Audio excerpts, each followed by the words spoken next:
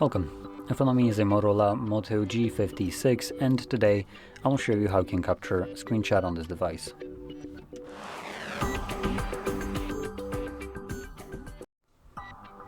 So to get started, you will want to open up content that you wish to capture. For me, that will be the home screen, which is already open and visible on my screen. When the content that you want to capture is open for you, simply hold your power button and the volume down at the same time.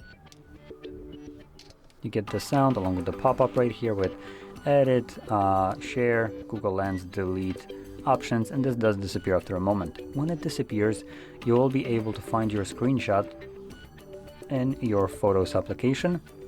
Disregard this. And normally you would find it in the Photos tab at the very top in Collections by going to Screenshots, like you can see right here. And yeah, that's about it. So with that being said, hopefully you found this video helpful, and if you did, don't forget to hit like, subscribe, and thanks for watching.